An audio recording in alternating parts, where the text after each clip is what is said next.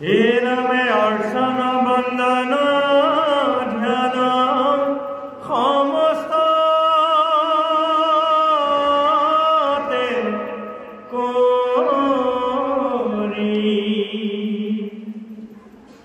जख কীর্তন তয়াতি তুষ্ট হুন্ত হরি ভগতে যতে গাওই গুণ নাম সয় তার মালা গান্থিয়া পিন্ধন্দ কৃপাময় ও হেন জানি ব্যাহরি কি তুমি সর্বজান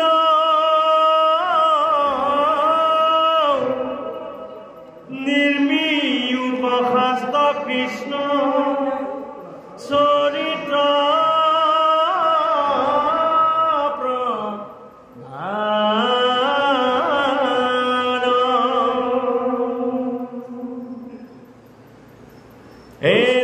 জিতু বাক্য নাই নাম কৃষ্ণ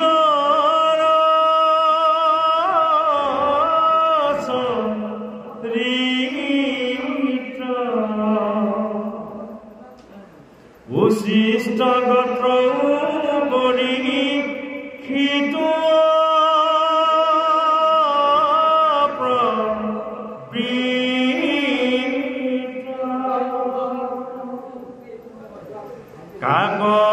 কাকতুল্যকামী গুরু হরতাত রতি ভগতর নাই তাত অভিলাষ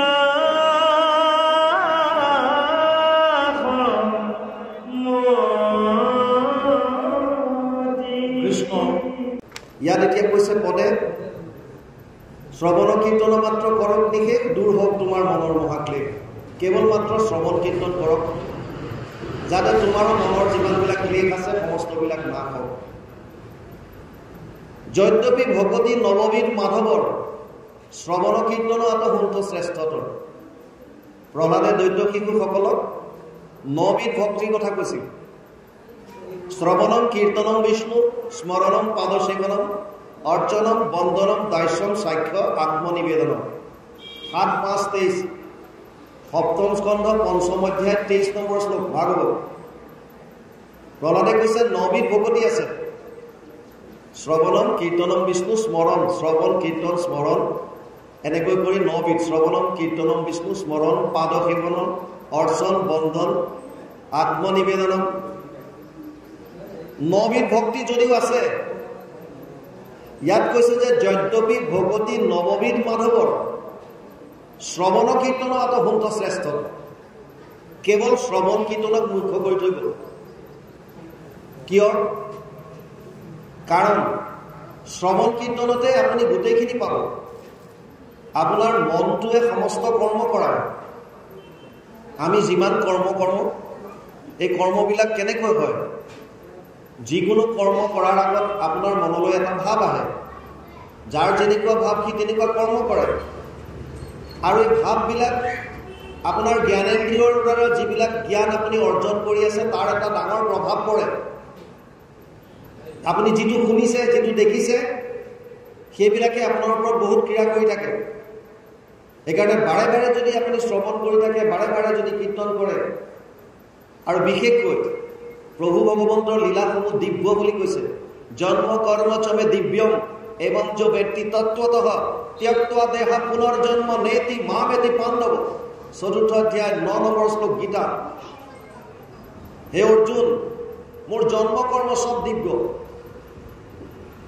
যদি মোৰ এই জন্ম কৰ্মৰ তত্ত্ববিলাক শ্ৰৱণ কীৰ্তনৰ দ্বাৰা মানুহে যদি বুজি লৈ কৰি ত্যাগ কৰে ত্যক্ত্বা দেহা পুনৰ্জন্ম নেতি ই আৰু পুনৰ আহিব নালাগে মামেতি পাণ্ডৱ মুখ পাব মানে ডাইৰেক্ট বৈকুণ্ঠ न तद भाषयते सूर्य न शशांक न पावक जद गत्वा न निवर्तन्ते तद धाम परमम मम 15 অধ্যায় 6 নম্বৰ শ্লোক গীতা মোৰ ধাম মানে য'ত এইবিলাক নক্ষত্ৰ চন্দ্ৰ সূৰ্যই তাত প্ৰকাশ কৰিব নালাগে, স্বয়ং প্ৰকাশিত, য'ত এবাৰ যোৱাৰ পাছত পুনৰ ঘূৰি আহিব নালাগে, সেই স্থানখন পাব। সেইকাৰণে শ্ৰৱণ কৰিবলৈ কৈছে। প্ৰথম ভক্তিৰ প্ৰথম পাৰাটো হৈছে, প্ৰথমটো জখলাৰ প্ৰথমটো ষ্টেপ হৈছে শ্ৰৱণ। শ্ৰৱণ কৰিলে কথা শুনিলেহে গুচে মনৰ সংশয়, কৃষ্ণৰ সেৱাত ৰতি তেৱেকে বাৰ হয়। যিমান শুনিব সিমান আপোনালোকৰ কি হ'ব? কাৰণ ভাগৱত ভাগ কি? প্ৰভু ভগৱন্তৰ বাংময় স্বৰূপ। তেনেও বাংময় মূৰ্তি প্ৰত্যক্ষ বৰ্ততে হৰি, সেৱাত শ্ৰৱণাত পঠত দৰ্শনাত পাপনাশিনী। পদ্মপুৰাণ উত্তৰখণ্ড ভাগৱত মহাত্ম্য ৩য় অধ্যায় ৬২ নম্বৰ শ্লোক। তাত লিখিছে, তেনেও বাংময় মূৰ্তি প্ৰত্যক্ষ বৰ্ততে হৰি। ভগৱান কৃষ্ণৰ এইটো বাংময় স্বৰূপে আছে, ইয়াত শব্দ আকাৰে আছে। এই কথাখিনি যদি আপোনাৰ কৰ্ণপথে যদি ভিতৰলৈ যায়, তেতিয়া কি হ'ব? কৰ্ণপথে ভকতৰ হিয়াত প্ৰৱেশী হৰি দুৰ্বাসনা হৰে সমস্তই, জলৰ যতেক মল যেহেন শৰৎকালে স্বভাৱতে নিৰ্মল কৰে। আপোনালোকৰ হিয়াৰ যিমানবিলাক কলুষতা কপটতা সমস্তখিনি নিৰ্মল কৰি পেলাম। সেইকাৰণে ইয়াত প্ৰথমতে কৈছে, যদ্যপি ভকতি নৱবিধ মাধৱৰ শ্ৰৱণ কীৰ্তন তাত মহাশ্ৰেষ্ঠতৰ, অৰ্জন বন্দন ধ্যান সমস্ততে কৰি যশ কীৰ্তনত আদি তুষ্ট সন্ত কৰি।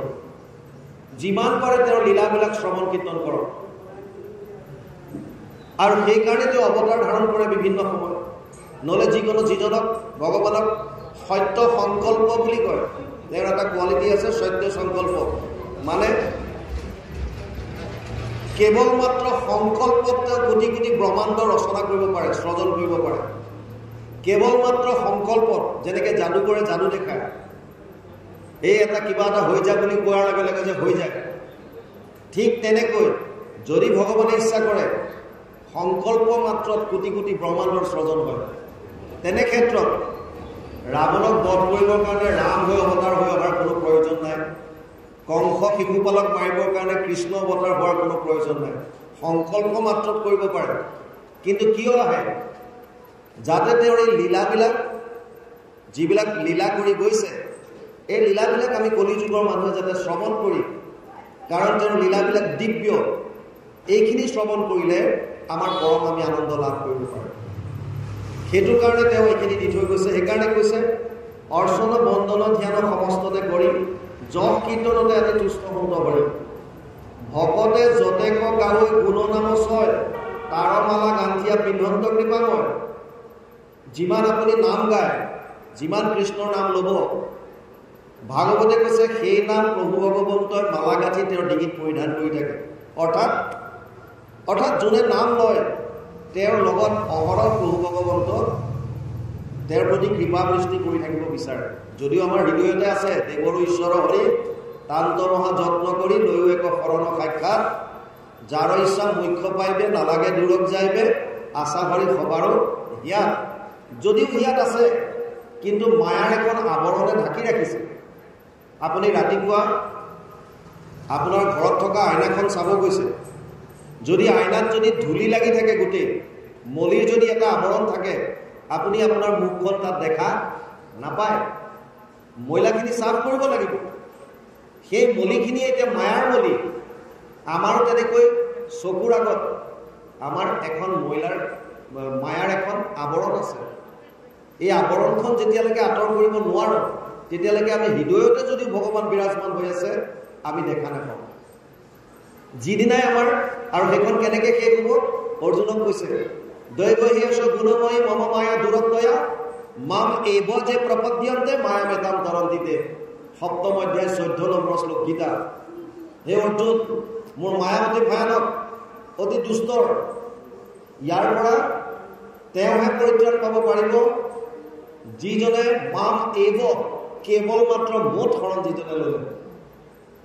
কেৱল একত শৰণ, কেৱল মোত যোনে শৰণ ল'লে,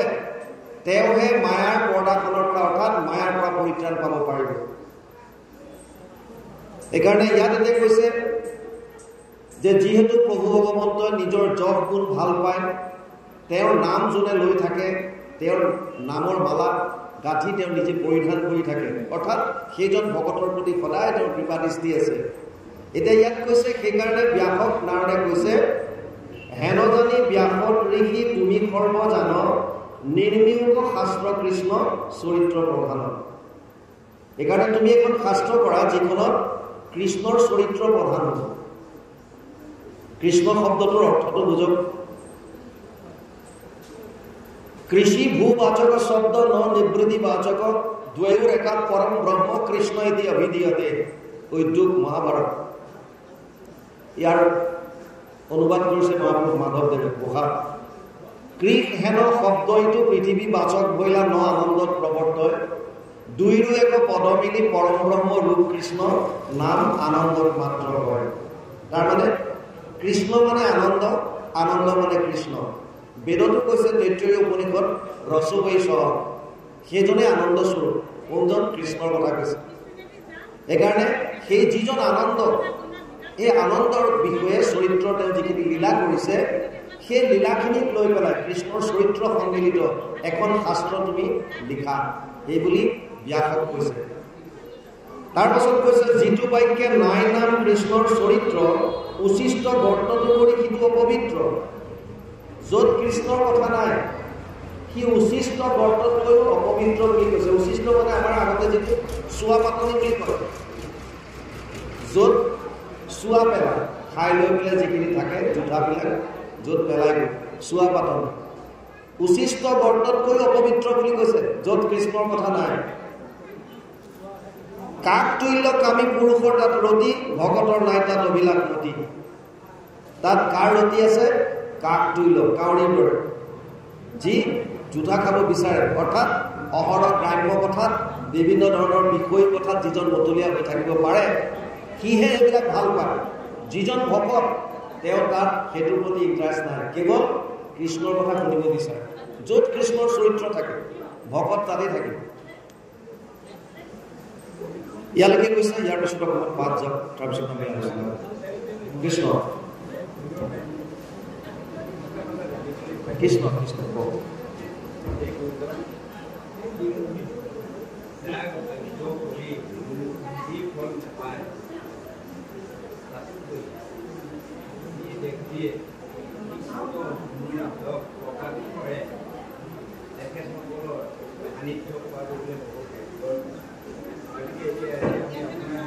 কৃষ্ণ মই আপোনাক উদাহৰণ দিয়ে বুজাই দিছোঁ নিমি ৰজা আৰু নৱসিদ্ধৰ কথা আপোনালোকে পাইছে নৱসিদ্ধ ঋষভৰ যি 100টা পুত্ৰ আছিল তাৰে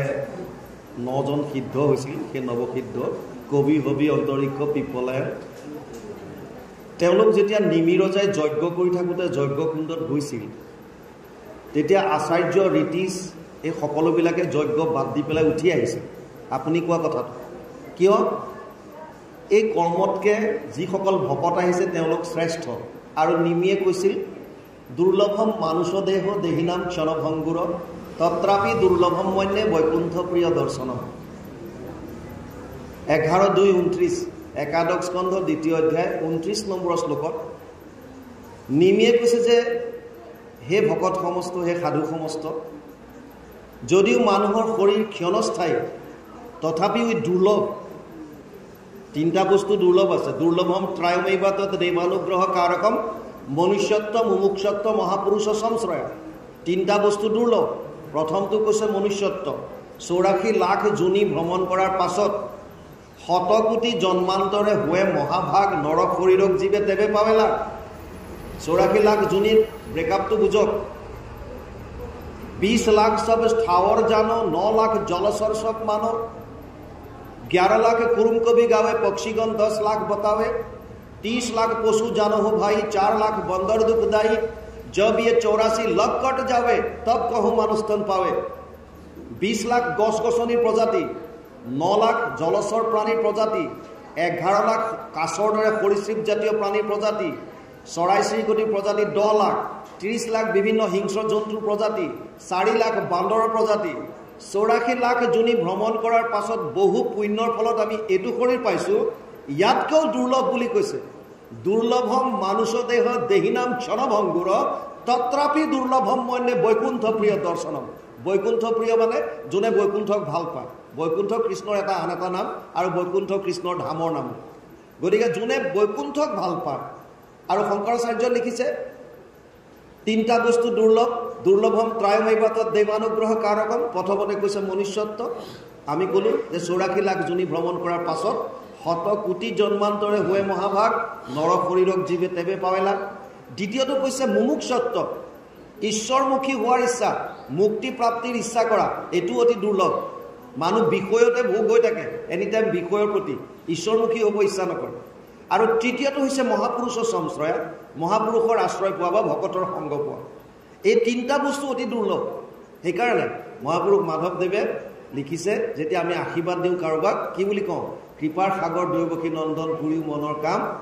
ভকতৰ সংগ সদা নুগুচুক মুখে তোৱা গুণনাম মানে ভকতৰ সংগ পোৱাটো আপুনি কোৱাৰ দৰে অতি দুৰ্লভ আমাৰ এইকেইটা বস্তুতকৈ দুৰ্লভ যিকি নহওক ইয়ালৈকে গৈছে তাৰপিছত অকণ পাঠ হয় কৃষ্ণ আপুনি সুধি যাব একো প্ৰব্লেম খালি এটা কথা আৰু আমি ফৌজি মানুহ জনাখিনিয়ে ক'ম নজনাখিনি সেৱা ধৰিম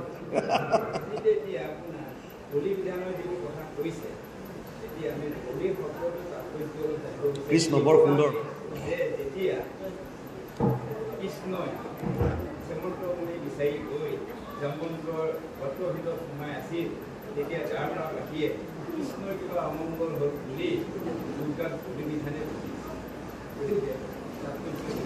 চাওক মই এইটো নকওঁ যে বলি বিধান নাছিলে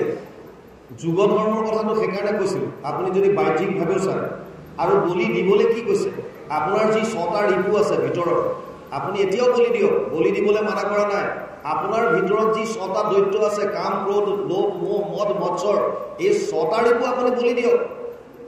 আপোনাক বলি দিয়াত আপত্তি কৰা নাই কিন্তু আমি বেলেগ পশু এটা আনি গুৰুজনাই কৈছে সমস্ত ভূতত ব্যাপী আছো মই হৰি সবাকো মানিব তুমি বিষ্ণু বুদ্ধি কৰি আপুনি এফালতে সকলোকে বিষ্ণু বুদ্ধি কৰি মানিবলৈ দিছে আৰু আপুনি তাৰে কাৰণৰ মাতৃৰ পৰা কন্যা এটা বা পুত্ৰ এটা আনি পেলাই আপুনি বলি দিছে আপুনি কোনোবা এগৰাকী মাতৃৰ কোলাৰ পৰা এটা সন্তান কাঢ়ি আনি বলি দিয়া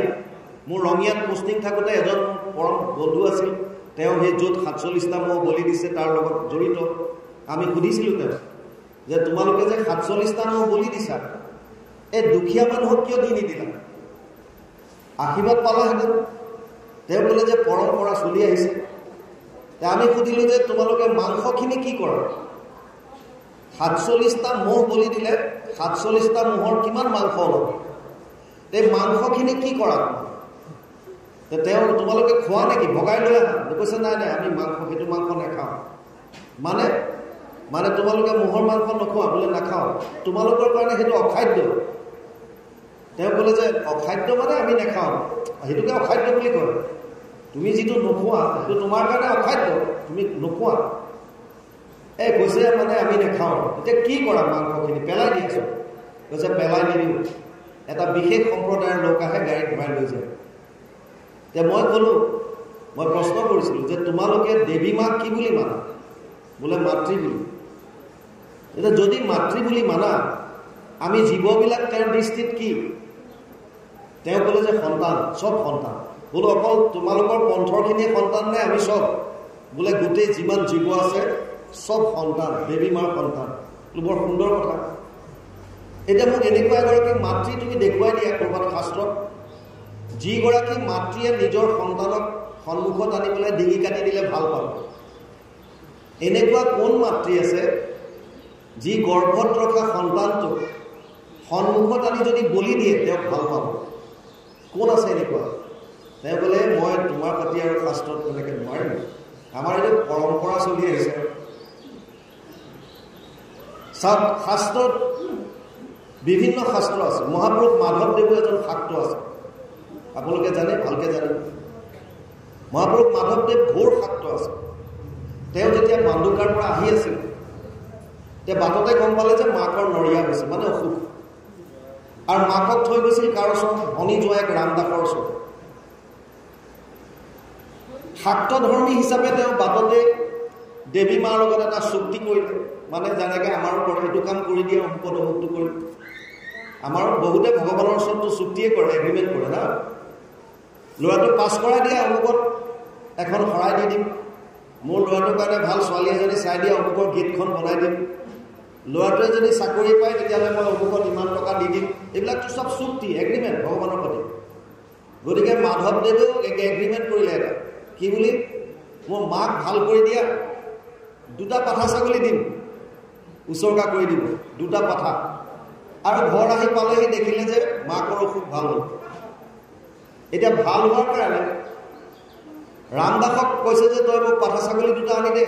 কাৰণ মই এতিয়া বলি দিবলৈ দিব লাগে শাৰদীয় পূজা আহি আছে ৰামদাসে ইতিমধ্যে শ্ৰীমন্ত শংকৰদেৱৰ দ্বাৰা প্ৰৱৰ্তিত এক শৰণ হৰিনাম ধৰ্মত আশ্ৰিত হৈছে য'ত বলি বিধান দূৰ দূৰলৈকে সম্পৰ্ক কোনো নাই হিংসা ধৰ্মৰ কোনো কথা নাই সেইকাৰণে ৰামদাসে নুশুনাৰ ভাও ধৰি ইফাল সিফাল কৰি থাকে পূজা যেতিয়া ওচৰ চাপিল মাধৱদেৱৰ এদিন খং উঠিল আৰু খং উঠি ক'লে হকৰা কুচিয়াৰ পু বুদ্ধিত পাগল কিয় আনি নিদিয় পূজাৰ ছাগল সেইদিনা ৰামদাসৰ খং উঠিল আৰু ক'লে আমাৰ আগত দেখাও হ'ব ৰচোত শংকৰক লগ পাইলে হৈ গ'ল ওঠ ক'লে কোন শংকৰ ৰামদাসে ক'লে আমাৰ গুৰু শ্ৰীমন্ত শংকৰদেৱ তেওঁ কি শাস্ত্ৰত পণ্ডিত বোলে হয় তেওঁ এক শৰণ হৰিনাম ধৰ্ম প্ৰৱৰ্তন কৰিছে য'ত কোনো ধৰণৰ বলি বিধান হিংসা মাৰ্গৰ কোনো তাত দূৰ দূৰলৈকে সম্পৰ্ক নাই বোলে মোক লৈ বলো ময়ো শাস্ত্ৰ পঢ়িছোঁ মই শাস্ত্ৰত দেখুৱাই দিম ক'ত বলি বিধানৰ কথা লিখা আছে ময়ো জানো শাস্ত্ৰ আৰু তেতিয়া ৰামদাসে ক'লে ঠিক আছে আজি বাৰু বেলি বহিল কাইলৈ যাম পিছদিনা লৈ গৈছিল আৰু যাওঁতে মাধৱদেৱে ভাবি গৈছে ময়ো শাস্ত্ৰজ্ঞ ময়ো পণ্ডিত হ'ব পাৰে শংকৰদেৱ পণ্ডিত ময়ো কম নহয় গতিকে মই তেওঁক সেৱা নকৰোঁ তৰ্ক হ'ব আগতে যুক্তি তৰ্ক শাস্ত্ৰৰ কিন্তু গৈ যেতিয়া গুৰুজনাক ব্যাখ্যাৰ আসনত বহি থকা দেখিলে যিটো ৰূপ দেখা পালে যিটো ৰূপৰ বৰ্ণনা পিছত তেওঁ গুৰু ভতিমাত কৰিছে দৰকিত সুন্দৰ গৌৰ কলে বৰ জয়সুন সুৰ বৰ কাকা এই ৰূপটো দেখাৰ লগে লগে দূৰৰ পৰাই দীঘল দি পৰিলে সেৱা কৰিলে আৰু ওচৰলৈ যোৱাৰ পাছত গুৰুজনাই ৰামদাসক সুধিলে ৰামদাস কোন চিনাকি দিলে গম পালে তেওঁলোকৰ বংশৰে মাক ক'লেও বাপৰে মনোবাই ল'ৰা ইমান ডাঙৰ হ'লা আহা বহা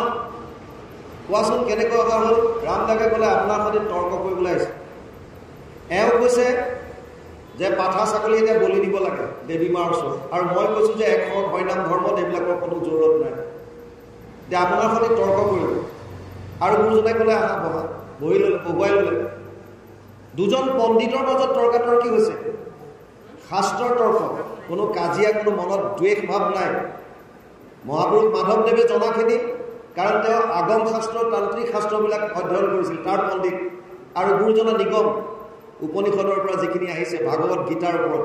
ইয়াৰ ওপৰত তেওঁ দি আছে ভাগৱতৰ পৰা এটা এটা শ্লোক দি কাটি আছে শেষত গুৰুজনাই ভাগৱতৰ এটা শ্লোক উচ্চাৰণ কৰিলে